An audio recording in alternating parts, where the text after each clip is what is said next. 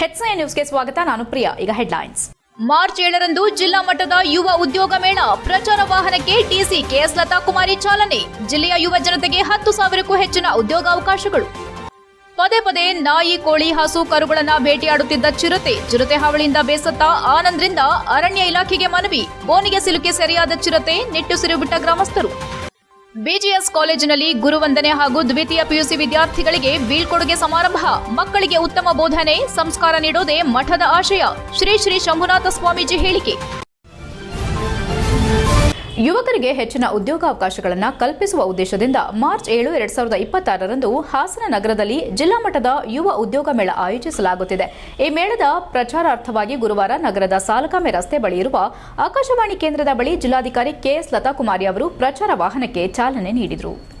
ಇದೇ ವೇಳೆ ಜಿಲ್ಲಾಧಿಕಾರಿಗಳು ಮಾಧ್ಯಮದೊಂದಿಗೆ ಮಾತನಾಡಿ, ಕರ್ನಾಟಕ ಸರ್ಕಾರ ಕೌಶಲ್ಯಾಭಿವೃದ್ಧಿ, ಉದ್ಯಮಶೀಲತೆ ಮತ್ತು ಜೀವನೋಪಾಯ ಇಲಾಖೆ, ಜಿಲ್ಲಾಡಳಿತ ಹಾಸನ, ಜಿಲ್ಲಾ ಪಂಚಾಯತ್ ಮತ್ತು ಸರ್ಕಾರಿ ಇಂಜಿನಿಯರಿಂಗ್ ಕಾಲೇಜು ಇವರ ಸಹಯೋಗದಲ್ಲಿ ಮೇಳವನ್ನು ಆಯೋಜಿಸಲಾಗಿದೆ. ಮೇಳವು ಮಾರ್ಚ್ 7ರಿಂದ ಶನಿವಾರ ಬೆಳಗ್ಗೆ 10ರಿಂದ ಸಂಜೆ 5ರವರೆಗೂ ಹಾಸನದ ಸರ್ಕಾರಿ ಇಂಜಿನಿಯರಿಂಗ್ ಕಾಲೇಜು, ಡೈರಿ ವೃತ್ತ, ಬಿಎಂ ರಸ್ತೆ ಆವರಣದಲ್ಲಿ ನಡೆಯಲಿದೆ. 100ಕ್ಕೂ ಹೆಚ್ಚು ಕಂಪನಿಗಳು ಮತ್ತು ಉದ್ದಿಮೆದಾರರು ಭಾಗವಹಿಸುವ ನಿರೀಕ್ಷೆಯಿದ್ದು, ಸುಮಾರು 10,000ಕ್ಕೂ ಹೆಚ್ಚು ಉದ್ಯೋಗಾವಕಾಶಗಳು ಲಭ್ಯವಿರಲಿದೆ ಎಂದು ಅಧಿಕಾರಿಗಳು ತಿಳಿಸಿದ್ದಾರೆ. SSLC, PUC, ITI, diploma, BE, ಯಾವುದೇ ಪದವಿ ಅಥವಾ ಸ್ನಾತಕೋತ್ತರ ಪದವಿ ಪಡೆದಿರುವ ಹಾಸನ ಜಿಲ್ಲೆ ಮತ್ತು ಸುತ್ತಮುತ್ತಲಿನ ಜಿಲ್ಲೆಗಳ ನಿರುದ್ಯೋಗಿ ಯುವಕ ಯುವತಿಯರು ತಮ್ಮ ಶೈಕ್ಷಣಿಕ ದಾಖಲೆಗಳನ್ನು ಮತ್ತು ಬಯೋಡೇಟಾ ಸಹಿತ ಮೇಳದಲ್ಲಿ ಭಾಗವಹಿಸಬಹುದು. ಆಸಕ್ತರು ವೆಬ್ಸೈಟ್ ವಿಳಾಸ hasanudyogmela.com ಅಥವಾ hasanudyogmela@gmail.com ಇಮೇಲ್ ಮೂಲಕ ಪೂರ್ವ ನೋಂದಣಿ ಮಾಡಿಕೊಳ್ಳಬಹುದಾಗಿದೆ. ಯುವಕರು ಈ ಉದ್ಯೋಗ ಮೇಳದ ಸದುಪಯೋಗ ಪಡೆದು ತಮ್ಮ ವೃತ್ತಿ ಜೀವನಕ್ಕೆ ಉತ್ತಮ ದಾರಿ ಕಂಡುಕೊಳ್ಳಬೇಕು ಎಂದು ಜಿಲ್ಲಾಧಿಕಾರಿಗಳು ಮನವಿ ಮಾಡಿದರು.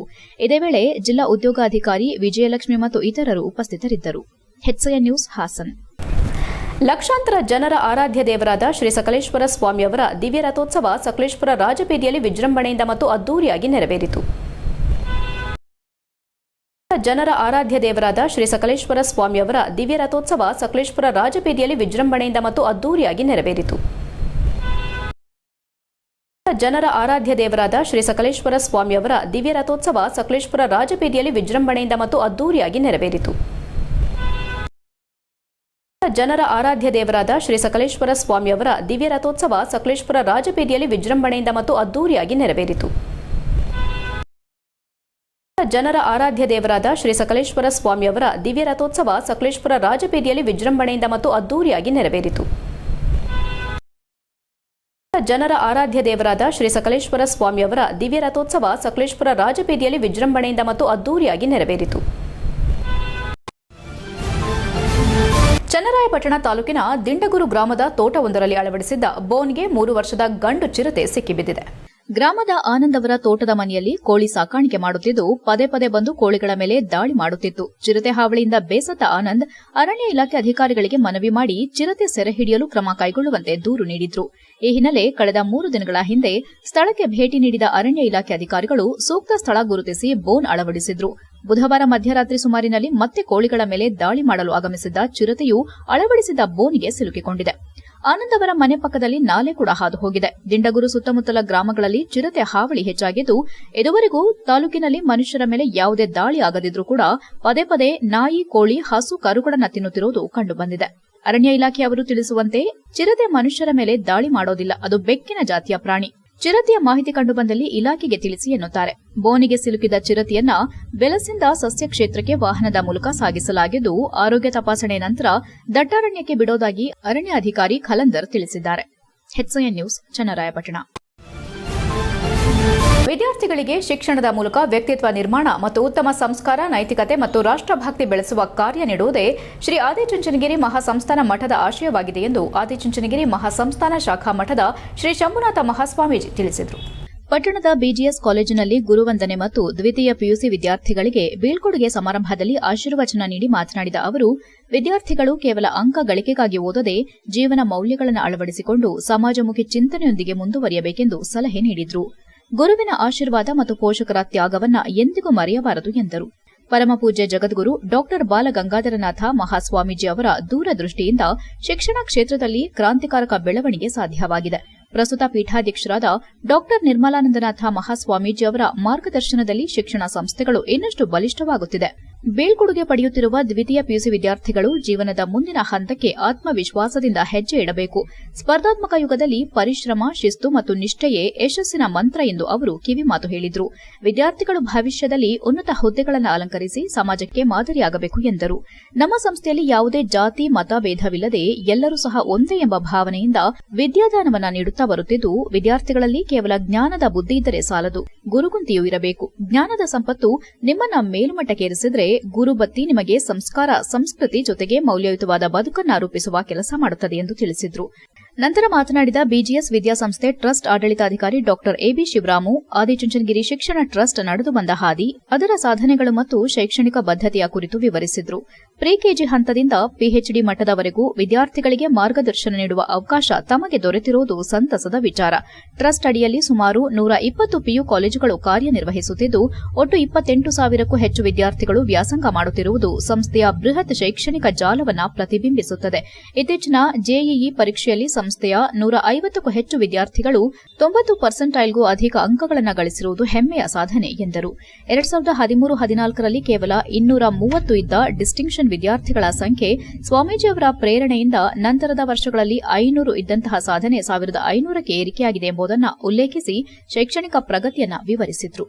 ಈ ವೇಳೆ ಕಾಲೇಜು ಪ್ರಾಂಶುಪಾಲ ದಿವ್ಯಾಕುಮಾರ್ ಪ್ರಾಸ್ತಾವಿಕವಾಗಿ ಮಾತನಾಡಿದರು. ಇದೇ ಸಂದರ್ಭದಲ್ಲಿ ವಿಶೇಷ ಸಾಧನೆ ಮಾಡಿದಂತಹ ವಿದ್ಯಾರ್ಥಿಗಳನ್ನು ಅಭಿನಂದಿಸಲಾಯಿತು. ಈ ವೇಳೆ ಕಾರ್ಯನಿರತ ಪತ್ರಕರ್ತರ ಸಂಘದ ಅಧ್ಯಕ್ಷ ಬಿಬಿ ಶಿವರಾಜ್, ಶಿಕ್ಷಕ ವೃಂದದವರು ಹಾಗೂ ವಿದ್ಯಾರ್ಥಿಗಳು ಹಾಜರಿದ್ದರು. HCN news, Belur. ಒಂದು ಶೈಕ್ಷಣಿಕ ದೃಷ್ಟಿಯಲ್ಲಿ ಸ್ಪರ್ಧಾತ್ಮಕ ಯುಗದಲ್ಲಿ ನಮ್ಮ ಮಕ್ಕಳಿಗೆ ಏನೆಲ್ಲ ನಾವು ಬೆಳವಣಿಗೆ ಪೂರಕವಾದಂತಹ ವಾತಾವರಣವನ್ನು ನಾವು ಪೋಷಕರು ಅನುವು ಮಾಡಿಕೊಟ್ಟಿದ್ವಿ ಅನ್ನೋದು ಭಾಳ ಮುಖ್ಯ. ಶ್ರೀಮಠದ ಸದ್ಭಕ್ತರು ಕೂಡ ಎಲ್ಲ ಇದ್ದಾರೆ ಇಲ್ಲಿ.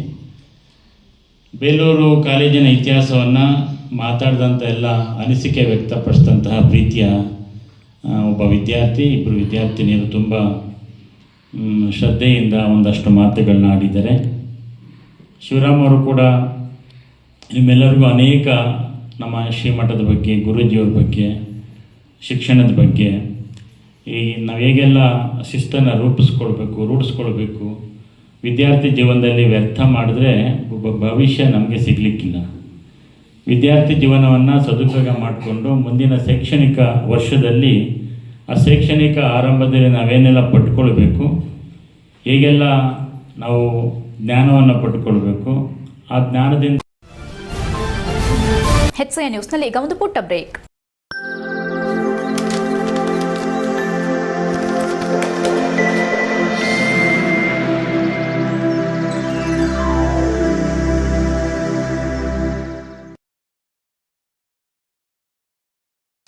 Raj diamonds and antique jewellery exhibition and sale. Raj diamond ಸಾಂಪ್ರದಾಯಿಕ ಮತ್ತು ಆಧುನಿಕ ವಜ್ರಾಭರಣಗಳ ಪ್ರದರ್ಶನ ಮತ್ತು ಮಾರಾಟ.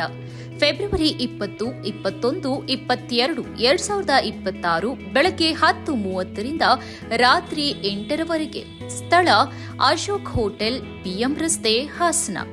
ವಿಶೇಷ ಆಕರ್ಷಣೆಗಳು: open setting collection, southern splendour, ruby splendour, ancient splendour ಹಾಗೆ Maharani splendour, Victorian splendour, solitaire splendour, white box collection, canary splendour, exclusive gem stones, exclusive fancy cuts. ನಿಮ್ಮ ವೈಭವಕ್ಕೆ ಹೊಳಪು ನೀಡುವ ಅಪರೂಪದ ವಜ್ರಾಭರಣಗಳ ಪ್ರದರ್ಶನ. ಸಾಂಪ್ರದಾಯಿಕ ಮತ್ತು ಆಧುನಿಕ ವಿನ್ಯಾಸಗಳ ಅಪೂರ್ವ ಸಂಯೋಜನೆ. ಇಂದೇ ಭೇಟಿ ನೀಡಿ ನಿಮ್ಮ ಕನಸಿನ ಆಭರಣವನ್ನ ಆಯ್ಕೆ ಮಾಡಿ. ಒಮ್ಮೆ ಭೇಟಿ ಕೊಡಿ. Hotel Hassan, Ashoka, BM road, Hassan. ಸಂಪರ್ಕ ಸಂಖ್ಯೆ 9035506363. ಬ್ರೇಕ್ನ ನಂತರ HCN ನ್ಯೂಸ್ಗೆ ಸ್ವಾಗತ. ಮಕ್ಕಳಲ್ಲಿ ಓದುವ ಅಭ್ಯಾಸ ಬೆಳೆಸುವ ಮತ್ತು ಸಾಹಿತ್ಯದತ್ತ ಆಸಕ್ತಿ ಮೂಡಿಸುವ ಉದ್ದೇಶದಿಂದ ಹಾಸನದ ವಿಜಯ ಶಾಲೆ ವತಿಯಿಂದ the Hassan literature festival children edition ಕಾರ್ಯಕ್ರಮವನ್ನು ಫೆಬ್ರವರಿ 28 ಮತ್ತು ಮಾರ್ಚ್ 1, 2026ರಂದು ಚಿಕ್ಕಹೊನ್ನೇನಹಳ್ಳಿ ಕ್ಯಾಂಪಸ್ನಲ್ಲಿ ಆಯೋಜಿಸಲಾಗಿದೆ ಎಂದು ವಿಜಯ ಶಾಲೆ ಸಂಸ್ಥಾಪಕ ಮುಖ್ಯಸ್ಥರಾದ ತಾರಾ ಎಸ್ ಸ್ವಾಮಿ ಮತ್ತು ಶ್ರೀಲಕ್ಷ್ಮಿ ತಿಳಿಸಿದ್ದಾರೆ. ಪತ್ರಿಕಾಗೋಷ್ಠಿಯಲ್ಲಿ ಗುರುವಾರ ಮಾತನಾಡಿ, ಈ ಸಾಹಿತ್ಯೋತ್ಸವವು ಸಾರ್ವಜನಿಕ ಕಾರ್ಯಕ್ರಮವಾಗಿದ್ದು ಹಾಸನ ಜಿಲ್ಲೆಯ ಎಲ್ಲಾ ಶಾಲೆ ವಿದ್ಯಾರ್ಥಿಗಳಿಗೆ ಮುಕ್ತವಾಗಿದೆ.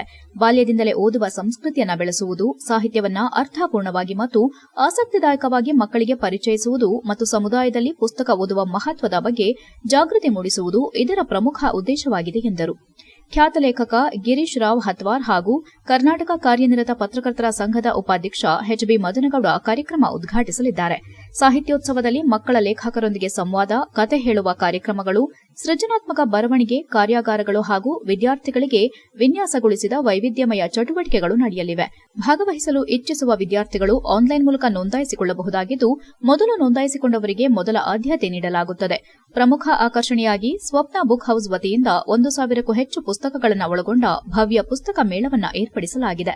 ವಿದ್ಯಾವಾಟಿಕಾದಲ್ಲಿ ಸಾಹಿತ್ಯಾಸಕ್ತರು ಪುಸ್ತಕಗಳನ್ನು ವೀಕ್ಷಿಸಿ ತಮ್ಮ ಇಷ್ಟದ ಕೃತಿಗಳನ್ನು ಆರಿಸಿಕೊಂಡು ಓದುವ ಅವಕಾಶವನ್ನು ಕಲ್ಪಿಸಲಾಗಿದೆ.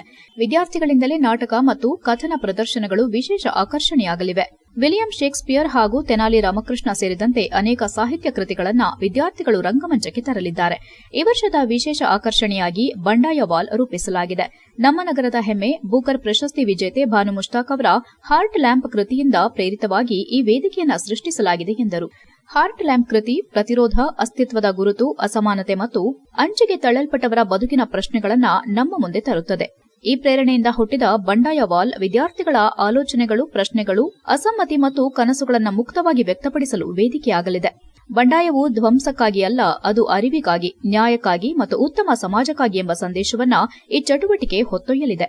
ಇದರೊಂದಿಗೆ know the genre, literary treasure Hunt, bookmark ತಯಾರಿಕೆ, ಸಮೂಹ ಬರವಣಿಗೆ ಕಾರ್ಯಕ್ರಮಗಳು ನಡೆಯಲಿವೆ.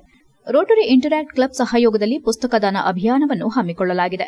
ಒಟ್ಟಾರೆ ಹಾಸನದಲ್ಲಿ ಓದುವ ಸಂಸ್ಕೃತಿಗೆ ಹೊಸ ಚೈತನ್ಯ ತುಂಬುವ ಉದ್ದೇಶದೊಂದಿಗೆ ಈ ಸಾಹಿತ್ಯೋತ್ಸವ ಆಯೋಜಿಸಲಾಗಿದ್ದು, ವಿದ್ಯಾರ್ಥಿಗಳು ಮತ್ತು ಪೋಷಕರು ಹೆಚ್ಚಿನ ಸಂಖ್ಯೆಯಲ್ಲಿ ಭಾಗವಹಿಸುವಂತೆ ಮನವಿ ಮಾಡಿದರು.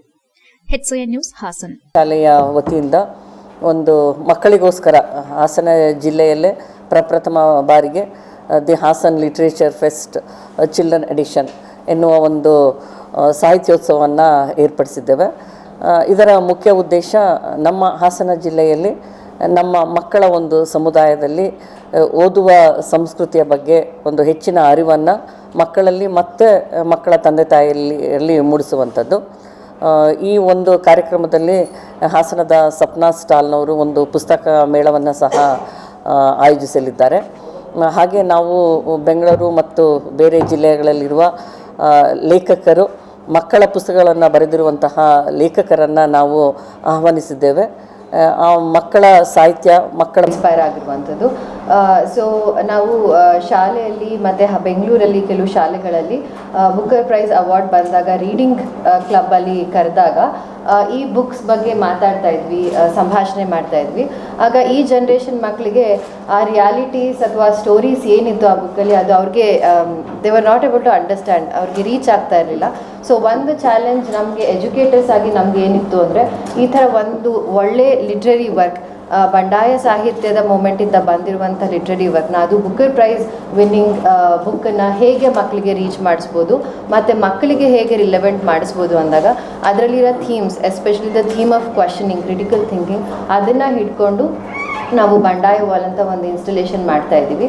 ಇದು ಹಾಸನ್ ಲಿಟ್ರೇಚರ್ ಫೆಸ್ಟಿವಲ್ಗೆ ಯಾಕೆ ಮುಖ್ಯವಾಗಿರುತ್ತೆ ಅಂತ ಅಂದರೆ, ನೇಣು ಬಿಗಿದು ಆತ್ಮಹತ್ಯೆಗೆ ಪ್ರಯತ್ನಿಸಿದ್ದ ಮಹಿಳೆ ಮಂಗಳವಾರ ಹಾಸನದ ಆಸ್ಪತ್ರೆಯಲ್ಲಿ ಮೃತಪಟ್ಟಿದ್ದಾರೆ. ಮಹಿಳೆಯ ತವರು ಮನೆಯವರು ಪತಿಯಿಂದ ಕೊಲೆ ಎಂದು ಆರೋಪಿಸಿದ ಘಟನೆ ರಾಜನ ಶಿರಿಯೂರು ಗ್ರಾಮದಲ್ಲಿ ಬುಧವಾರ ನಡೆದಿದೆ. 30 ವರ್ಷದ ಚಂದನ ಆತ್ಮಹತ್ಯೆ ಮಾಡಿಕೊಂಡ ಮಹಿಳೆ 15 ವರ್ಷದ ಹಿಂದೆ ತನ್ನ ತಂಗಿ ಚಂದನಾಳನ್ನ ದೊಡ್ಡ ಬ್ಯಾಡಗೆರೆಯಿಂದ ರಾಜನ ಶಿರಿಯೂರು ಗ್ರಾಮದ ಮಧು ಎಂಬ ವ್ಯಕ್ತಿಗೆ ವಿವಾಹ ಮಾಡಿಕೊಟ್ಟಿದ್ದೆವು. ಆರಂಭದಿಂದಲೂ ಪತಿ ಕಿರುಕುಳ ಕೊಡುತ್ತಿದ್ದನು ಎಂದು ಮೃತ ಮಹಿಳೆಯ ಅಣ್ಣ ರಘು ಆರೋಪಿಸಿದ್ದಾರೆ. ಹಲವಾರು ಬಾರಿ ಗಂಡನ ಹಿಂಸೆ ತಳಲಾರದೆ ತಂಗಿ ಮನೆಗೆ ಬಂದಿದ್ದಳು. ಹಿಂದೊಮ್ಮೆ ವಿಷ ಸೇವಿಸಿ ಆತ್ಮಹತ್ಯೆಗೂ ಪ್ರಯತ್ನ ಮಾಡಿದ್ಲು. 4-5 ಬಾರಿ ತಂದೆ ತಾಯಿ ಕುಟುಂಬದವರೆಲ್ಲರೂ ಸೇರಿ ಹೊಂದಾಣಿಕೆಯಿಂದ ಜೀವನ ನಡೆಸಲು ಹೇಳಿ ಕಳುಹಿಸಿದ್ದೆವು. ಹಲವಾರು ಬಾರಿ ಮಾರಣಾಂತಿಕ ಹಲ್ಲೆ ನಡೆಸಿದ್ದ. ಚಂದನ ತವರು ಮನೆಗೆ ಫೋನ್ ಮಾಡಲು ಅವಕಾಶ ಇಲ್ಲದಂತೆ ಮಾಡಿ ಈ ಬಾರಿಯೂ ತೀವ್ರ ಪ್ರಮಾಣದ ಹಲ್ಲೆ ನಡೆಸಿದ್ದಾನೆ. ನಂತರ ನೇಣು ಬಿಗಿದುಕೊಂಡಂತೆ ಮಾಡಿದ್ದಾನೆ ಎಂದು ಆರೋಪಿಸಿದ ರಘು ದುಗುಡ ವ್ಯಕ್ತಪಡಿಸಿದ್ದಾರೆ. ತಾಲೂಕು ಪಂಚಾಯಿತಿ ಮಾಜಿ ಸದಸ್ಯ ಪರ್ವತಯ್ಯ ಮಾತನಾಡಿ, ಪತಿ ಮಧು ಕಿರುಕುಳ ಕೊಡುವ ವಿಚಾರವಾಗಿ ಹಲವಾರು ಬಾರಿ ಚಂದನ ತವರಿಗೆ ಬಂದಿದ್ಲು. ನಾವು ಗ್ರಾಮದವರೆಲ್ಲ ಸೇರಿ ಪಂಚಾಯಿತಿ ಮಾಡಿ ಗಂಡನ ಮನೆಗೆ ಕಳುಹಿಸಿದ್ದೆವು. ಈ ಬಾರಿ ಮಾರಣಾಂತಿಕ ಹಲ್ಲೆ ಮಾಡಿದ್ದಾನೆ. ಚಂದನ ಸಾಯುತ್ತಾಳೆ ಎಂಬುದನ್ನು ತಿಳಿದು ನೇಣಿನ ಸ್ಥಿತಿಯಲ್ಲಿಟ್ಟು ಆಸ್ಪತ್ರೆಗೆ ಸೇರಿಸಿದ್ದಾನೆ. ವಿಕೃತವಾಗಿ ಹಲ್ಲೆ ನಡೆಸಿರುವುದಾಗಿ ತಿಳಿದು ಬಂದಿದ್ದು ಆರೋಪಿ ಮಧುಗೆ ಕಠಿಣ ಶಿಕ್ಷೆಯಾಗಬೇಕು ಎಂದರು. ಚಂದನ ತಾಯಿ, ಸಹೋದರಿಯರು ಹಾಗೂ ಸಂಬಂಧಿಕರ ಆಕ್ರಂದನ ಮುಗಿಲು ಮುಟ್ಟುವಂತೆ ಕೇಳುತ್ತಿತ್ತು. ಪೊಲೀಸ್ ಬಂದೋಬಸ್ತ್ನಲ್ಲಿ ಅಂತ್ಯಕ್ರಿಯೆ ನಡೆಯಿತು. ಹಳೇಬೀಡು ಪೊಲೀಸರು ಪ್ರಕರಣ ದಾಖಲಿಸಿಕೊಂಡಿದ್ದು ತನಿಖೆ ಮುಂದುವರೆಸುವುದಾಗಿ ತಿಳಿಸಿದ್ದಾರೆ. HCN news, Belur.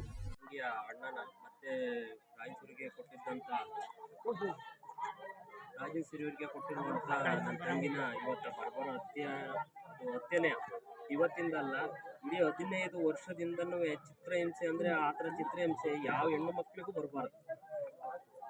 11 ಗಂಟೆ ರಾತ್ರಿನಾಗ ಚಾಲನೆಗಳು ಕರ್ಕೊಂಡು ಹೋಗ್ಬಿಟ್ಟು ಬಿಸಾಯಿ ಅಂತ 2 ಸರಿ ಎಲ್ಲ ಹೊಡೆದು ಒಂದು ಸರಿ ಕಾಲು ಮುರಿದು ಕಳಿಸಿದ, ಅದಾದಮೇಲೆ ಒಂದು ಸರಿ ವಿಷ ಕೊಡಿಸಿ ಕಳಿಸಿದ. ಎಲ್ಲ ಸರಿನೂ ನಾನು ಬಂದು ಕಾಪಾಡಿಕೆ ಬಂದೆ. ಆದರೆ ಈ ಸರಿ ನನ್ನ ತಂಗಿ ಯಾವ ಸರಿನೂ ಈ ಥರದಕ್ಕೆ ಫೋನೇ ಮಾಡಲಿಲ್ಲ. ಹಾಗಾಗಿ ಈ ಸರಿ ಬರೋಕ್ಕೆ ನಂಗೆ ಆಗಲಿಲ್ಲ. ಈ ಥರದ ಚಿತ್ರಹಿಂಸೆನ ಯಾವ ಹೆಣ್ಣು ಮಕ್ಕಳಿಗೂ ದೇಶದಲ್ಲಿ ಮಾತ್ರ ಕೊಡಬಾರ್ದು. ಅಂಥವ್ರನ್ನ ಕೊಟ್ಟಂಥವ್ರ ಜೀವನ ಯಾವ ಮಾತ್ರ ಶಿಕ್ಷೆ ಆಗ್ಬೇಕು. ನಮ್ಮ ತಂದೆ ತಾಯಿ ಎಷ್ಟು ನೋವು ಪಡ್ತಿದಾರೆ ಅಂತ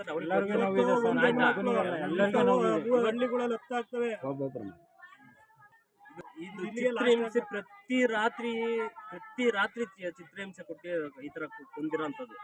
ಎಲ್ಲಿ ಬೇಕು ಅಲ್ಲಿಗೆ ಎದೆಗೆ ಗುದ್ದಿ ಸಾಯಿಸಿದಾನೆ. ಡಾಕ್ಟರ್ ಎಲ್ಲ ಎಪ್ಪಟ್ಟಿದೆ ಅಂತ ಹೇಳಿ ಇದು ಮಾಡಿರೋ. ಎಲ್ಲಿ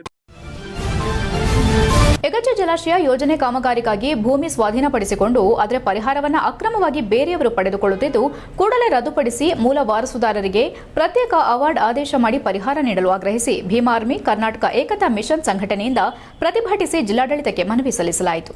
ಇದೇ ವೇಳೆ ಸಂಘಟನೆ ಜಿಲ್ಲಾಧ್ಯಕ್ಷ HS ಪ್ರದೀಪ್ ಮಾಧ್ಯಮದೊಂದಿಗೆ ಮಾತನಾಡಿ, ತಾಲೂಕಿನ ಕಟ್ಟಾಯ ಹೋಬಳಿಯ ಕಟ್ಟಾಯ ಗ್ರಾಮದ ಸರ್ವೆ ನಂಬರ್ 128/1A ನಲ್ಲಿ ಯಗಚಿ ಜಲಾಶಯ ಯೋಜನೆ ಕಾಮಗಾರಿಗಾಗಿ ಭೂಮಿಯನ್ನ 2009-10ನೇ ಸಾಲಿನಲ್ಲಿ ಸ್ವಾಧೀನಪಡಿಸಿಕೊಳ್ಳಲಾಗಿದೆ. ಒಟ್ಟು 1 ಎಕರೆ 25 ಗುಂಟೆ ಜಮೀನನ್ನ ಹೇಮಾವತಿ ಜಲಾಶಯ ಯೋಜನೆಯಡಿ ಯಗಚಿ ನಾಲೆ ನಿರ್ಮಾಣಕ್ಕಾಗಿ ಅಧಿಸೂಚನೆ ಹೊರಡಿಸಿ ಸ್ವಾಧೀನಪಡಿಸಿಕೊಳ್ಳಲಾಗಿತ್ತು. ಆದರೆ ಈ ಪ್ರಕ್ರಿಯೆಯಲ್ಲಿ ಗಂಭೀರ ಅಕ್ರಮ ನಡೆದಿದೆ ಎಂಬ ಆರೋಪ ಇದೀಗ ಬೆಳಕಿಗೆ ಬಂದಿದೆ. ಸರ್ವೆ ನಂಬರ್ 128/1A ಪೈಕಿ 2.09 ಎಕರೆ ವಿಸ್ತೀರ್ಣದ ಜಮೀನಿನ ಹಕ್ಕುದಾರರಾದ ಪ್ರೇಮಾ ಕೋಮ್ ಲೇಟ್ ಜವರೇಗೌಡರಾಗಿದ್ದು, ಇದು ಅವರ ಪಿತ್ರಾರ್ಜಿತ ಸ್ವತ್ತಾಗಿರುತ್ತದೆ. ಆದರೆ ಅಧಿಸೂಚನೆಯಲ್ಲಿ ಅವರ ಹೆಸರನ್ನ ಕೈಬಿಟ್ಟು ಇತರರ ಹೆಸರುಗಳನ್ನು ಸೇರಿಸಲಾಗಿದೆ ಎಂದು ದೂರಿದ್ರು. ಭೂಸ್ವಾಧೀನಕ್ಕೆ ಒಳಪಟ್ಟ 1 ಎಕರೆ 25 ಗುಂಟೆ ಜಮೀನಿನಲ್ಲಿ 37 ಗುಂಟೆ ಕೆ ಶಾಮಣ್ಣ ಬಿನ್ ನಿರ್ವಾಣೆಗೌಡರ ಭಾಗವಾಗಿದ್ದು, 28 ಗುಂಟೆ ಜವರೇಗೌಡ ಬಿನ್ ಲೇಟ್ ಅಣ್ಣೇಗೌಡರ ಸ್ವಾಧೀನದಲ್ಲಿತ್ತು ಎನ್ನಲಾಗಿದೆ. ಹೀಗಿರುವಾಗ 28 ಗುಂಟೆ ವಿವಾದಿತ ಜಮೀನಿಗೆ ಸಂಬಂಧಿಸಿದ ಪರಿಹಾರ ಮೊತ್ತವನ್ನ ನ್ಯಾಯಾಲಯದಲ್ಲಿ ಠೇವಣಿ ಇಡುವ ಬದಲು ಸ್ವತ್ತಿನ ಮಾಲೀಕನಿಗೂ ಅಲ್ಲದ ಮಂಜುನಾಥ್ ಬಿನ್ ನಿರ್ವಾಣೆಗೌಡರ ಹೆಸರಿಗೆ ದಿನಾಂಕ 16/8/2014 ವೈಯಕ್ತಿಕ ಅವಾರ್ಡ್ ಮಾಡಿ ಪರಿಹಾರ ಹಣ ನೀಡಲಾಗಿದೆ ಎಂದು ಗಂಭೀರವಾಗಿ ಆರೋಪಿಸಿದ್ರು. ಭೂಸ್ವಾಧೀನಾಧಿಕಾರಿ ಕಚೇರಿ ಸಿಬ್ಬಂದಿಗಳೊಂದಿಗೆ ಸಂಧಿ ಮಾಡಿಕೊಂಡು ಅಕ್ರಮ ಪರಿಹಾರ ಹಣ ಪಡೆದುಕೊಳ್ಳಲಾಗಿದೆ ಎಂದು ದೂರಲಾಗಿದೆ. ಈ ಪ್ರಕರಣದ ಕುರಿತು ಸಮಗ್ರ ತನಿಖೆ ನಡೆಸಿ ವಿವಾದಿತ ಜಮೀನಿನ ಹಕ್ಕು ಮತ್ತು ಸ್ವಾಧೀನ ಅನುಭವವನ್ನು ಪರಿಶೀಲಿಸಿ ತಪ್ಪಿತಸ್ಥರ ವಿರುದ್ಧ ಕಾನೂನು ಕ್ರಮ ಜರುಗಿಸಬೇಕು. ಮಂಜುನಾಥ್ ಬಿನ್ ನಿರ್ವಾಣೆಗೌಡರ ಹೆಸರಿಗೆ ನೀಡಿರುವ ವೈಯಕ್ತಿಕ ಅವಾರ್ಡ್ ರದ್ದುಪಡಿಸಿ ಅಕ್ರಮವಾಗಿ ಪಡೆದ ಪರಿಹಾರ ಹಣವನ್ನ ಬಡ್ಡಿ ಸಮೇತ ವಸೂಲು ಮಾಡಬೇಕು. ನಂತರ ಮೂಲ ಹಕ್ಕುದಾರರ ಪರವಾಗಿ ಪ್ರತ್ಯೇಕ ಅವಾರ್ಡ್ ಆದೇಶ ಹೊರಡಿಸಿ ಅವರಿಗೆ ನ್ಯಾಯಸಮ್ಮತ ಪರಿಹಾರ ನೀಡಬೇಕೆಂದು ಒತ್ತಾಯಿಸಿದ್ರು. ಬಡ ರೈತರ ಹಕ್ಕು ಕಸಿದುಕೊಳ್ಳುವಂತಹ ಅಕ್ರಮಗಳು ನಡೆಯಬಾರದು. ತಪ್ಪಿತಸ್ಥರ ವಿರುದ್ಧ ಕಠಿಣ ಕ್ರಮ ಕೈಗೊಳ್ಳದಿದ್ದರೆ ಹೋರಾಟವನ್ನು ತೀವ್ರಗೊಳಿಸುವುದಾಗಿ ಎಚ್ಚರಿಕೆ ನೀಡಿದ್ರು. ಈ ಸಂದರ್ಭದಲ್ಲಿ ಸಂಘಟನೆ ಜಿಲ್ಲಾ ಉಪಾಧ್ಯಕ್ಷ ನವೀನ್ ಸಾಲ್ಗಾಮೆ, ತಾಲೂಕು ಅಧ್ಯಕ್ಷ ರವಿ ಎಂಎಚ್, ಹರ್ಷ, ತೌಫಿಕ್ ಪಾಷಾ, ಕೃಷ್ಣಯ್ಯ, ಪ್ರೇಮ, ಪ್ರತಾಪ್, ರವಿಕುಮಾರ್, ಮಂಜೇಗೌಡ, ನಂಜೇಗೌಡ, ದೇವೇಗೌಡ, ಲಕ್ಷ್ಮಮ್ಮ, ಮಲ್ಲೇಶ್ ಸೇರಿದಂತೆ ಅನೇಕರು ಉಪಸ್ಥಿತರಿದ್ದರು. HCN news, Haasan. ಪ್ರದೀಪ್ ಅಂತ ಭೀಮಾ ಆರ್ಮಿ ಕರ್ನಾಟಕ ಏಕತಾ ಮಿಷನ್ ಸಂಘಟನೆ ಹಾಸನ ಜಿಲ್ಲೆಯ ಜಿಲ್ಲಾಧ್ಯಕ್ಷ ಹಾಗೂ ರಾಜ್ಯ ಕಾರ್ಯಾಧ್ಯಕ್ಷನಾಗಿ ಕೆಲಸ ಮಾಡ್ತಾ ಇದ್ದೀನಿ. ಇವತ್ತು ಜಿಲ್ಲಾಧಿಕಾರಿ ಕಚೇರಿ ಮುಂದೆ ಪ್ರತಿಭಟನೆ ಮಾಡ್ತಾರೆ. ಉದ್ದೇಶ ಏನಪ್ಪ ಅಂದರೆ, ಹಾಸನ ತಾಲೂಕು ಕಟ್ಟಾಯ ಹೋಬಳಿ ಸರ್ವೆ ನಂಬರ್ 128/1A ಈ ಒಂದು ಸರ್ವೆ ನಂಬರಲ್ಲಿ ಯಗಚಿ ಜಲಾಶಯ ಯೋಜನೆಗೆ 1 ಎಕರೆ 25 ಗುಂಟೆ ಜಮೀನು ನಾಲೆಗೆ ಅಂತ ಹೋಗಿರುತ್ತೆ. ಸೊ ಇದರಲ್ಲಿ ಇಬ್ಬರು ಜಮೀನು ಹೋಗಿರುತ್ತೆ. ಶ್ಯಾಮಣ್ಣ ಬಿನ್ ನಿರ್ವಾಣೇಗೌಡರು 37 ಕುಂಟೆ, ಹಾಗೆ ಅದೇ ರೀತಿ ಜವರೇಗೌಡ ಬಿನ್ ಅಣ್ಣೇಗೌಡ ಬಾಬ್ತು 28 ಕುಂಟೆ ಜಮೀನು ಹೋಗಿರುತ್ತೆ. ಸೊ ಇದರಲ್ಲಿ HCN ನ್ಯೂಸ್ನಲ್ಲಿ ಈಗ ಒಂದು ಪುಟ್ಟ ಬ್ರೇಕ್.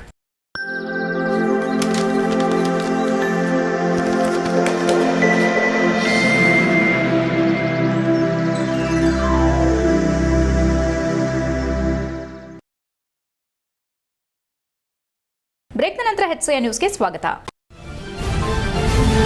ಮಕ್ಕಳಲ್ಲಿ ಅಡಗಿರುವ ಸೃಜನಶೀಲತೆ, ಕಲಾತ್ಮಕತೆ ಹಾಗೂ ಅಭಿವ್ಯಕ್ತಿ ಶಕ್ತಿಯನ್ನು ಉತ್ತೇಜಿಸುವ ಉದ್ದೇಶದಿಂದ ಸಕಲೇಶಪುರದ ಇಮ್ಯಾಜಿನ್ ಚಿತ್ರಕಲಾ ಶಾಲೆ ವತಿಯಿಂದ 2026ನೇ ಸಾಲಿನ ರಾಜ್ಯ ಮಟ್ಟದ ಚಿತ್ರಕಲಾ ಸ್ಪರ್ಧೆಯನ್ನು ಮಾರ್ಚ್ 1ರಂದು ಭಾನುವಾರ ಆಯೋಜಿಸಲಾಗಿದೆ ಎಂದು ಚಂದ್ರಶೇಖರ್ ತಿಳಿಸಿದ್ದಾರೆ.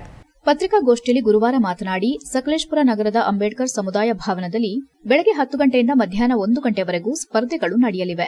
ರಾಜ್ಯದ ವಿವಿಧ ಭಾಗಗಳಿಂದ ವಿದ್ಯಾರ್ಥಿಗಳು ಭಾಗವಹಿಸುವ ನಿರೀಕ್ಷೆಯಿದ್ದು, ಎಲ್ಕೆಜಿಯಿಂದ ಪದವಿ ವಿದ್ಯಾರ್ಥಿಗಳವರೆಗೂ ಪ್ರತ್ಯೇಕ ವಿಭಾಗಗಳಲ್ಲಿ ಸ್ಪರ್ಧೆ ಏರ್ಪಡಿಸಲಾಗಿದೆ. ಎಲ್ಕೆಜಿ ಮತ್ತು ಯುಕೆಜಿ ಮಕ್ಕಳಿಗೆ ಚಿತ್ರಕ್ಕೆ ಬಣ್ಣ ತುಂಬುವ ಸ್ಪರ್ಧೆ ನಡೆಯಲಿದೆ ಎಂದರು. 1 ಮತ್ತು 2ನೇ ತರಗತಿ ವಿದ್ಯಾರ್ಥಿಗಳಿಗೂ ಸಹ ಬಣ್ಣ ತುಂಬುವ ವಿಭಾಗವಿದೆ.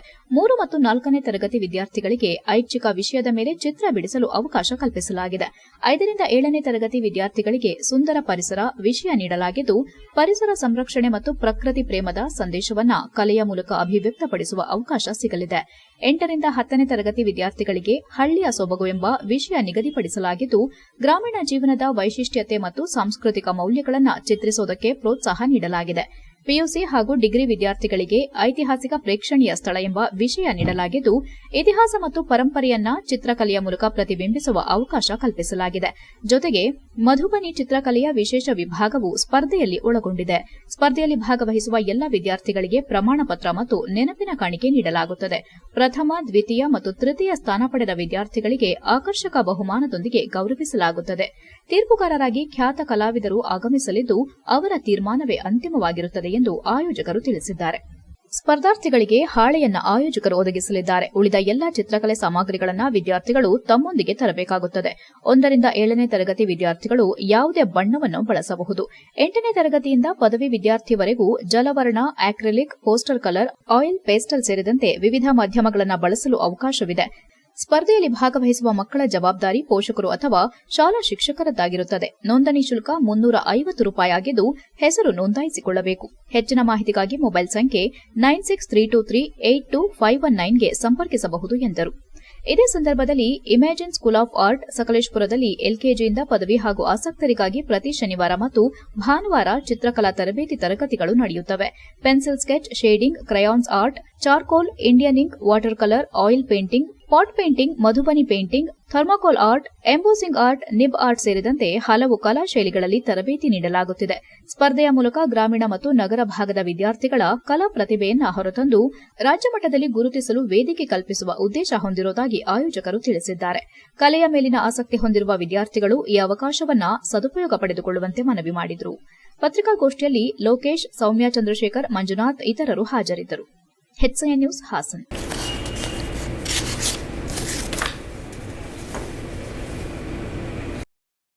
ಚಂದ್ರಶೇಖರ್, ಮಂಜುನಾಥ್ ಇತರರು ಹಾಜರಿದ್ದರು. HCI news Haasan.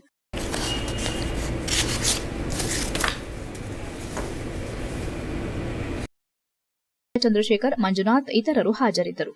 HCI news Hassan.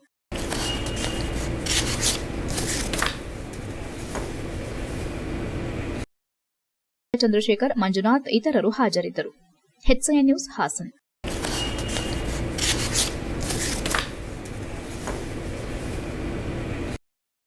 Chandrashekar, Manjunath ಇತರರು ಹಾಜರಿದ್ದರು. HCI news Hassan.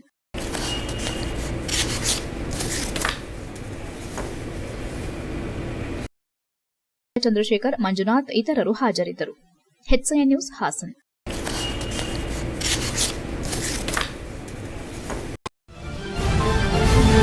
ಬೇಲೂರು ಬಿಕ್ಕೋಡು ಪಡುವಳಲು ರಸ್ತೆಗೆ ಮರು ಡಾಂಬರೀಕರಣಕ್ಕೆ ಶಾಸಕರಿಂದ ಪೂಜೆ ನೆರವೇರಿಸಲಾಯಿತು. ಶಾಸಕ ಎಚ್ಕೆ ಸುರೇಶ್ ಪೂಜೆ ನೆರವೇರಿಸಿ ನಂತರ ಮಾತನಾಡಿದ ಅವರು, ಎತ್ತಿನಹೊಳೆ ಯೋಜನೆ ವತಿಯಿಂದ ಸುಮಾರು 33.54 ಲಕ್ಷ ರೂಪಾಯಿಗಳ ವೆಚ್ಚದಲ್ಲಿ 4 ಕಿಲೋಮೀಟರ್ ಉದ್ದದ ರಸ್ತೆಗೆ ಮರು ಡಾಂಬರೀಕರಣ ಕಾಮಗಾರಿ ನಡೆಯುತ್ತಿದೆ.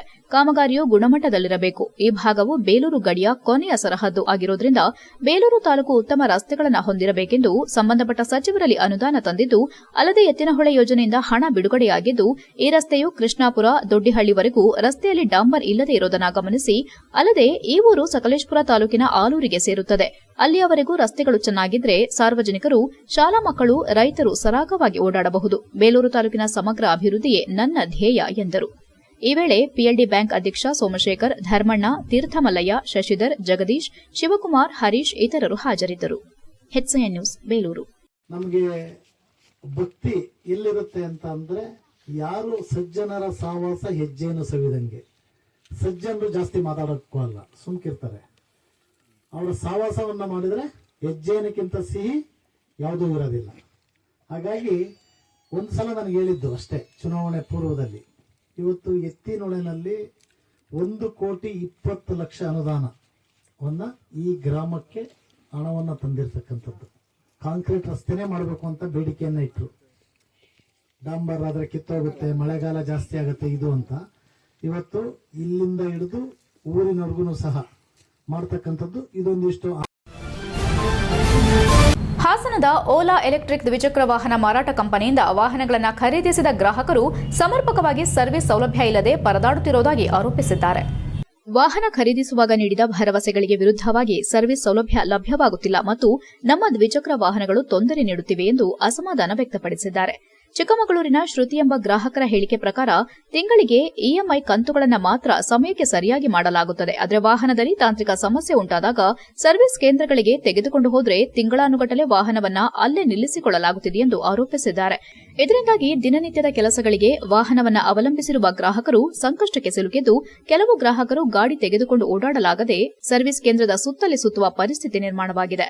ಸಮಸ್ಯೆಗಳಿಗೆ ತಕ್ಷಣ ಪರಿಹಾರ ಸಿಗುತ್ತಿಲ್ಲ ಎಂದು ದೂರಿದ್ದಾರೆ. ಚನ್ನರಾಯಪಟ್ಟಣದ ಮಂಜೇಶ್ ಮಾತನಾಡಿ, ಸಂಬಂಧಪಟ್ಟ ಅಧಿಕಾರಿಗಳು ಮತ್ತು ಕಂಪನಿ ಪ್ರತಿನಿಧಿಗಳು ಈ ಕುರಿತು ಸೂಕ್ತ ಕ್ರಮ ಕೈಗೊಳ್ಳಬೇಕೆಂದು ಆಗ್ರಹಿಸಿದ್ದಾರೆ. HIN news, Haasan. ಹಾಸನ ಮಹಾನಗರ ಪಾಲಿಕೆ ನೀಡಿದ್ದ 1 ವಾರದ ಅಂತಿಮ ಗಡುವನ್ನು ಲೆಕ್ಕಿಸದೆ ಕಟ್ಟಿನಕೆರೆ ಮಾರ್ಕೆಟ್ ರಸ್ತೆಯಲ್ಲಿ ಅನಧಿಕೃತವಾಗಿ ರಸ್ತೆ ಜಾಗವನ್ನು ಒತ್ತುವರಿ ಮಾಡಿಕೊಂಡು ವ್ಯಾಪಾರ ನಡೆಸುತ್ತಿರುವ ವ್ಯಾಪಾರಿಗಳ ವಿರುದ್ಧ ಈಗಾಗಲೇ 1 ವಾರದ ಎಚ್ಚರಿಕೆ ನೀಡಿ ತೆರವಿಗೆ ಮುಂದಾಗದ ವ್ಯಾಪಾರಸ್ಥರ ಮನವಿಗೆ ಇನ್ನೂ 8 ದಿನಗಳ ಗಡುವು ನೀಡಿದ ಪಾಲಿಕೆ ಅಧಿಕಾರಿಗಳು ಪಾಲಿಸದಿದ್ದರೆ ಮುಂದೆ ಕಠಿಣ ಆಡಳಿತ ಕ್ರಮಕ್ಕೆ ಮುಂದಾಗುವುದಾಗಿ ಎಚ್ಚರಿಕೆ ನೀಡಿದ್ದಾರೆ. ತೆರವಿಗೆ ಮುಂದಾಗದ ವ್ಯಾಪಾರಸ್ಥರ ಮನವಿಗೆ ಇನ್ನೂ 8 ದಿನಗಳ ಗಡುವು ನೀಡಿದ ಪಾಲಿಕೆ ಅಧಿಕಾರಿಗಳು ಪಾಲಿಸದಿದ್ದರೆ ಮುಂದೆ ಕಠಿಣ ಆಡಳಿತ ಕ್ರಮಕ್ಕೆ ಮುಂದಾಗುವುದಾಗಿ ಎಚ್ಚರಿಕೆ ನೀಡಿದ್ದಾರೆ. ತೆರವಿಗೆ ಮುಂದಾಗದ ವ್ಯಾಪಾರಸ್ಥರ ಮನವಿಗೆ ಇನ್ನೂ 8 ದಿನಗಳ ಗಡುವು ನೀಡಿದ ಪಾಲಿಕೆ ಅಧಿಕಾರಿಗಳು ಪಾಲಿಸದಿದ್ದರೆ ಮುಂದೆ ಕಠಿಣ ಆಡಳಿತ ಕ್ರಮಕ್ಕೆ ಮುಂದಾಗುವುದಾಗಿ ಎಚ್ಚರಿಕೆ ನೀಡಿದ್ದಾರೆ. ತೆರವಿಗೆ ಮುಂದಾಗದ ವ್ಯಾಪಾರಸ್ಥರ ಮನವಿಗೆ ಇನ್ನೂ 8 ದಿನಗಳ ಗಡುವು ನೀಡಿದ ಪಾಲಿಕೆ ಅಧಿಕಾರಿಗಳು ಪಾಲಿಸದಿದ್ದರೆ ಮುಂದೆ ಕಠಿಣ ಆಡಳಿತ ಕ್ರಮಕ್ಕೆ ಮುಂದಾಗುವುದಾಗಿ ಎಚ್ಚರಿಕೆ ನೀಡಿದ್ದಾರೆ. ತೆರವಿಗೆ ಮುಂದಾಗದ ವ್ಯಾಪಾರಸ್ಥರ ಮನವಿಗೆ ಇನ್ನೂ 8 ದಿನಗಳ ಗಡುವು ನೀಡಿದ ಪಾಲಿಕೆ ಅಧಿಕಾರಿಗಳು ಪಾಲಿಸದಿದ್ದರೆ ಮುಂದೆ ಕಠಿಣ ಆಡಳಿತ ಕ್ರಮಕ್ಕೆ ಮುಂದಾಗುವುದಾಗಿ ಎಚ್ಚರಿಕೆ ನೀಡಿದ್ದಾರೆ. ತೆರವಿಗೆ ಮುಂದಾಗದ ವ್ಯಾಪಾರಸ್ಥರ ಮನವಿಗೆ ಇನ್ನೂ 8 ದಿನಗಳ ಗಡುವು ನೀಡಿದ ಪಾಲಿಕೆ ಅಧಿಕಾರಿಗಳು ಪಾಲಿಸದಿದ್ದರೆ ಮುಂದೆ ಕಠಿಣ ಆಡಳಿತ ಕ್ರಮಕ್ಕೆ ಮುಂದಾಗುವುದಾಗಿ ಎಚ್ಚರಿಕೆ ನೀಡಿದ್ದಾರೆ. ಹೆಚ್ಐಎನ್ ನ್ಯೂಸ್ನಲ್ಲಿ ಈಗ ಒಂದು ಪುಟ್ಟ ಬ್ರೇಕ್. ಹಾಸನದಲ್ಲಿ 28 ವರ್ಷಗಳಿಂದ ಜನತೆಗೆ ಅತ್ಯುತ್ತಮವಾದ ವೈದ್ಯಕೀಯ ಸೇವೆಯನ್ನು ನೀಡುತ್ತಿರುವ ಹೇಮಾವತಿ ಮಲ್ಟಿಸ್ಪೆಷಾಲಿಟಿ ಹಾಸ್ಪಿಟಲ್ ಹಾಸನ. ನಮ್ಮಲ್ಲಿ ದಿನದ 24 ಗಂಟೆಯೂ ಆಕ್ಸಿಡೆಂಟಲ್ ಇಂಜುರೀಸ್ ಮತ್ತು ಎಮರ್ಜೆನ್ಸಿ ಸರ್ವಿಸ್ಗಳನ್ನು ಹೊಂದಿದೆ. ಹೇಮಾವತಿ ಆಸ್ಪತ್ರೆಯ ಡಾಕ್ಟರ್ ನಿಖಿಲ್ ಆರ್ ಭಟ್ ರವರು ಎಂಎಸ್ ಆರ್ಥೋಪೆಡಿಕ್ನಲ್ಲಿ ಚಿನ್ನದ ಪದಕ ಪಡೆದು ಸಿಂಗಾಪುರ್ ಜನರಲ್ ಹಾಸ್ಪಿಟಲ್ನಲ್ಲಿ ಫೆಲೋಶಿಪ್ ಇನ್ ಜಾಯಿಂಟ್ ರಿಪ್ಲೇಸ್ಮೆಂಟ್ ಸರ್ಜರಿಯ ಪದವಿ ಪಡೆದು ಸೇವೆಯನ್ನ ಸಲ್ಲಿಸಿರುತ್ತಾರೆ.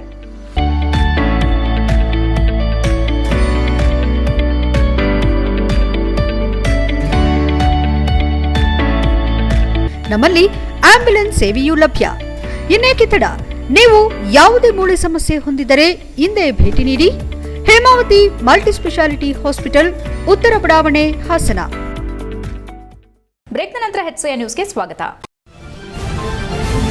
2026-27ನೇ ಸಾಲಿನ ರಾಜ್ಯ ಬಜೆಟ್ನಲ್ಲಿ ಸಾಮಾಜಿಕ ನ್ಯಾಯ, ಆರ್ಥಿಕ ಸಮಾನತೆ ಮತ್ತು ಶೋಷಿತ ವರ್ಗಗಳ ಸಮಗ್ರ ಕಲ್ಯಾಣಕ್ಕೆ ಪ್ರಾಮುಖ್ಯತೆ ನೀಡುವ ಜನತಾ ಬಜೆಟ್ ಮಂಡಿಸಬೇಕೆಂದು Social democratic party of India ರಾಜ್ಯ ಪ್ರಧಾನ ಕಾರ್ಯದರ್ಶಿ ಅಫ್ಸರ್ ಕೊಡ್ಲಿಪೇಟೆ ಒತ್ತಾಯಿಸಿದ್ದಾರೆ.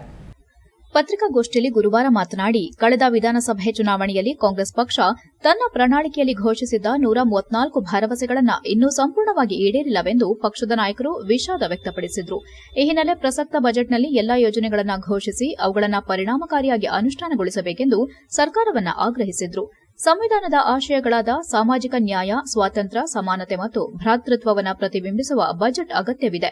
ಪಕ್ಷವು ಜನತಾ ಬಜೆಟ್ ಎಂಬ ಶೀರ್ಷಿಕೆಯಡಿ ಮಾದರಿ ಬಜೆಟ್ ಪ್ರಕಟಿಸಿ ಅದರ ಹಕ್ಕೊತ್ತಾಯ ಪ್ರತಿಯನ್ನ ಬೆಂಗಳೂರಿನ ಫ್ರೀಡಂ ಪಾರ್ಕ್ನಲ್ಲಿ ನಡೆದ ಜನಾಗ್ರಹ ಸಮಾವೇಶದಲ್ಲಿ ಸರ್ಕಾರಕ್ಕೆ ಸಲ್ಲಿಸಿರುವುದಾಗಿ ತಿಳಿಸಿದರು. ಸರ್ಕಾರ ಮಂಡಿಸಲಿರುವ ಬಜೆಟ್ನಲ್ಲಿ ಈ ಹಕ್ಕೊತ್ತಾಯಗಳನ್ನು ಪರಿಗಣಿಸಬೇಕೆಂದು ಅವರು ಮನವಿ ಮಾಡಿದರು. ಸಾರ್ವಜನಿಕ ಶಿಕ್ಷಣ ಕ್ಷೇತ್ರದಲ್ಲಿ ಕಳೆದ ಸಾಲಿನಲ್ಲಿ 11% ಮಾತ್ರ ಅನುದಾನ ಮೀಸಲಾದ ಹಿನ್ನೆಲೆ ಈ ಬಾರಿ ಕನಿಷ್ಠ 20% ಬಜೆಟ್ ಶಿಕ್ಷಣಕ್ಕೆ ಮೀಸಲಿಡಬೇಕೆಂದು ಪಕ್ಷ ಆಗ್ರಹಿಸಿದೆ. ಸರ್ಕಾರಿ ಶಾಲೆಗಳ ಆಧುನೀಕರಣಕ್ಕೆ 10,000 ಕೋಟಿ, ಉರ್ದು ಮಾಧ್ಯಮ ಶಾಲೆಗಳ ಅಭಿವೃದ್ಧಿಗೆ 2,000 ಕೋಟಿ, ಪ್ರಾಥಮಿಕದಿಂದ ಸ್ನಾತಕೋತ್ತರ ಹಂತದವರೆಗೂ ಉಚಿತ ಶಿಕ್ಷಣ, ವಿದ್ಯಾರ್ಥಿ ವೇತನ ಹೆಚ್ಚಳ, ಖಾಲಿ ಹುದ್ದೆಗಳ ಭರ್ತಿ ಮತ್ತು ಗ್ರಾಮೀಣ ನಗರ ಅಸಮಾನತೆ ನಿವಾರಣೆಗೆ ಸರ್ಕಾರಿ ಕೋಚಿಂಗ್ ಕೇಂದ್ರಗಳ ಸ್ಥಾಪನೆಗೆ ಒತ್ತು ನೀಡಬೇಕೆಂದು ತಿಳಿಸಿದರು. ರಾಷ್ಟ್ರೀಯ ಶಿಕ್ಷಣ ನೀತಿಗೆ ಪರ್ಯಾಯವಾಗಿ ರಾಜ್ಯದ ಅಗತ್ಯಗಳಿಗೆ ತಕ್ಕ ನೀತಿಯನ್ನ ಜಾರಿಗೆ ತರಬೇಕೆಂಬುದನ್ನು ಒತ್ತಿ ಹೇಳಲಾಗಿದೆ. ಭೂಮಿ, ವಸತಿ ಮತ್ತು ಕಾರ್ಮಿಕ ಕಲ್ಯಾಣ, ಭೂಹೀನ, ಬಡವರು, ಎಸ್ಸಿ, ಎಸ್ಟಿ, ಒಬಿಸಿ ಮತ್ತು ಅಲ್ಪಸಂಖ್ಯಾತರಿಗೆ ತಕ್ಷಣ ಭೂಮಿ ಹಕ್ಕು ನೀಡಬೇಕು. ವಸತಿ ಯೋಜನೆಗಳ ಸಹಾಯಧನವನ್ನ 5 ಲಕ್ಷದಿಂದ 7 ಲಕ್ಷಕ್ಕೆ ಹೆಚ್ಚಿಸಬೇಕೆಂದು ಆಗ್ರಹಿಸಿದರು. ಅಸಂಘಟಿತ ಕಾರ್ಮಿಕರ ಕಲ್ಯಾಣಕ್ಕೆ 1,000 ಕೋಟಿ ಮೀಸಲಿಡಬೇಕು ಮತ್ತು ಕನಿಷ್ಠ ವೇತನವನ್ನ 20% ಹೆಚ್ಚಿಸಬೇಕು.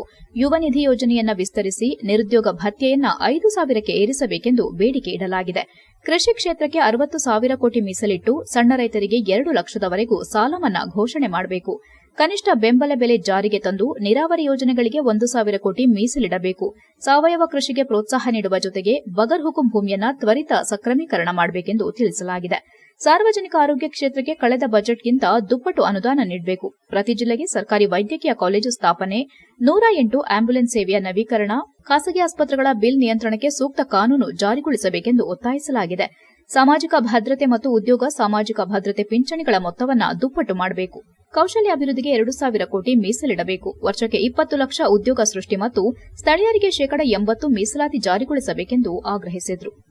ಪತ್ರಿಕಾಗೋಷ್ಠಿಯಲ್ಲಿ ಎಸ್ಡಿಪಿಐ ಜಿಲ್ಲಾಧ್ಯಕ್ಷ ಇಮ್ರಾನ್ ಅರೇಹಳ್ಳಿ, ಜಿಲ್ಲಾ ಉಪಾಧ್ಯಕ್ಷ ಸೈಯದ್ ಫರೀದ್, ಜಿಲ್ಲಾ ಪ್ರಧಾನ ಕಾರ್ಯದರ್ಶಿ ಸೈಯದ್ ನದೀಂ, ಮಾಧ್ಯಮ ಉಸ್ತುವಾರಿ ಫೈರೋಜ್ ಪಾಷಾ ಮತ್ತು ಹಾಸನ ವಿಧಾನಸಭಾ ಕ್ಷೇತ್ರದ ಸೈಯದ್ ಶಜಿಲ್ ಅಹಮದ್ ಹಾಗೂ ಇತರರು ಉಪಸ್ಥಿತರಿದ್ದರು. HCN news, Hassan. Social democratic party of ಇಂಡಿಯಾದ ವತಿಯಿಂದ ಇವತ್ತು ಕಲ್ಯಾಣ ರಾಜ್ಯಕ್ಕಾಗಿ ಜನತಾ ಬಡ್ಜೆಟ್ ಒಂದು ಹಕ್ಕೊತ್ತಾಯ ಒಂದು ಪತ್ರಿಕೆಯನ್ನು, ಒಂದು ಹ್ಯಾಂಡ್ ಬಿಲ್ಲನ್ನು ನಾವು ಬಿಡುಗಡೆ ಮಾಡುವಂಥ ಉದ್ದೇಶದಿಂದ ಈ ಪತ್ರಿಕಾಗೋಷ್ಠಿಯನ್ನು ಕರೆದಿದ್ದೇವೆ.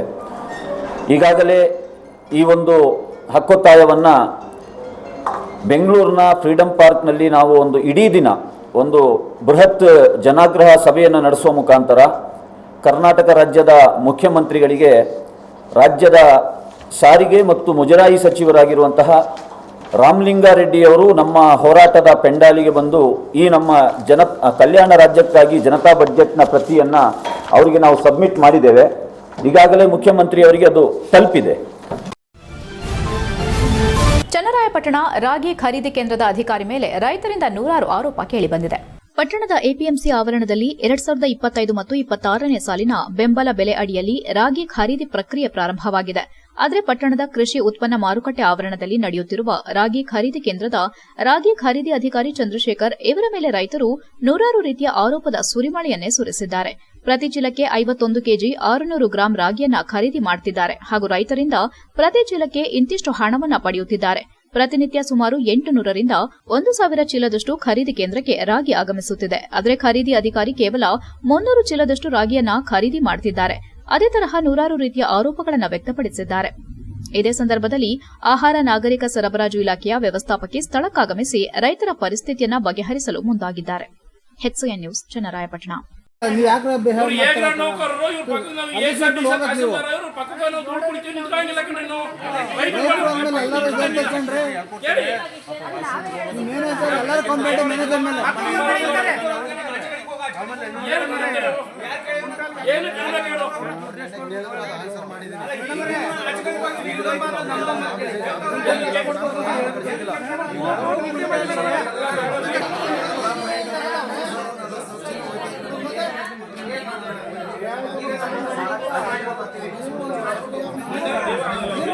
ಮಾಡಿ ಮೇಡಮ್, ಸಾಕು ಅಷ್ಟು ಮಾಡ್ಬಿಡಿ.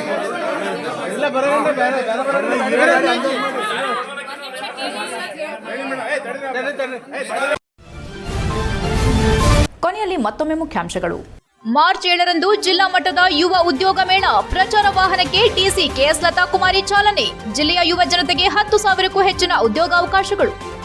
ಪದೇ ಪದೇ ನಾಯಿ, ಕೋಳಿ, ಹಸು, ಕರುಗಳನ್ನ ಬೇಟೆಯಾಡುತ್ತಿದ್ದ ಚಿರತೆ ಹಾವಳಿಯಿಂದ ಬೇಸತ್ತ ಆನಂದ್ರಿಂದ ಅರಣ್ಯ ಇಲಾಖೆಗೆ ಮನವಿ. ಬೋನಿಗೆ ಸಿಲುಕಿ ಸೆರೆಯಾದ ಚಿರತೆ, ನಿಟ್ಟುಸಿರು ಬಿಟ್ಟ ಗ್ರಾಮಸ್ಥರು. ಬಿಜಿಎಸ್ ಕಾಲೇಜಿನಲ್ಲಿ ಗುರುವಂದನೆ ಹಾಗೂ ದ್ವಿತೀಯ ಪಿಯುಸಿ ವಿದ್ಯಾರ್ಥಿಗಳಿಗೆ ಬೀಳ್ಕೊಡುಗೆ ಸಮಾರಂಭ. ಮಕ್ಕಳಿಗೆ ಉತ್ತಮ ಬೋಧನೆ, ಸಂಸ್ಕಾರ ನೀಡೋದೇ ಮಠದ ಆಶಯ. ಶ್ರೀ ಶ್ರೀ ಶಂಭುನಾಥ ಸ್ವಾಮೀಜಿ ಹೇಳಿಕೆ. ಇಷ್ಟೊತ್ತು ನೀವು ನೋಡಿದ್ದು ಹಾಸನದ ಸುದ್ದಿ, ಅಂದ್ರೆ HCN ನ್ಯೂಸ್.